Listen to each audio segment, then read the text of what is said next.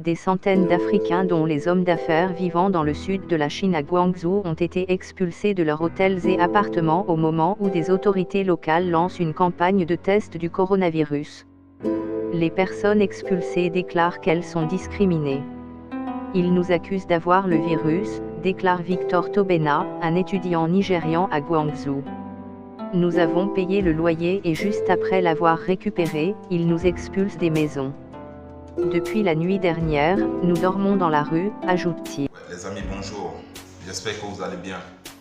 Je viens de me réveiller ce matin et je suis tombé sur certaines vidéos où je vois ce qui est en train de se passer en Chine, où les Chinois ont décidé d'expulser les Noirs.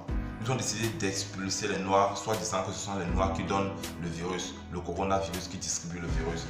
Tu les vois, ça en fait mal de voir des Noirs. Vous voyez des Noirs qui sont entassés dans les rues parce qu'ils sont sans abri. Ils ont été expulsés des hôtels. Chers frères, ce que moi j'aimerais savoir, jusqu'à quand est-ce qu'on va se faire respecter? Jusqu'à quand est-ce que les Blancs vont nous rabaisser? Ouais. Yo. Hein? Ouais. Les Africains sont maintenant que la peste vraie. Là, comment les Chinois décalés.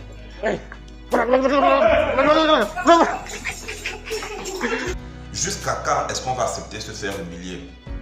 Moi, je pense qu'il est temps, dès à présent, maintenant, c'est là, de se lever et de dire non à ce genre de choses.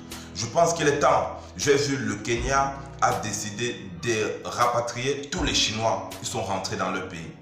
Quand est-ce que notre gouvernement aussi va le faire? On attend aussi. Donc je pense que même si le gouvernement ne le fait pas pour notre propre personne, nous les Noirs, on doit décider et dire que non, ça suffit, ça s'arrête. Le blanc n'est pas un dieu. Non, il n'est pas un dieu. Moi, je refuse ça. Il est inadmissible que nous les Noirs, on soit traités de cette façon. Il y a de cela, je ne sais pas dans quel pays, où des Chinois avaient abattu, c'était au Ghana, voilà. Ils ont abattu un Ghanéen parce qu'ils étaient en train de discuter le territoire où ils étaient en train de retirer de l'or. Ils abattent des Ghanéens comme des chiens. J'ai même vu des vidéos où un Chinois a lui carrément fouetté un Noir parce que le Noir était arrivé en retard au restaurant.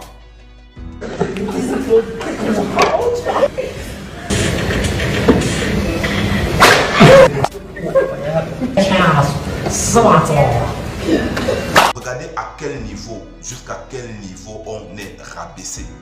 Chers frères, je n'ai pas souvent l'habitude de faire ce genre de vidéo, je n'ai pas souvent l'habitude, mais je pense que je vais commencer à le faire.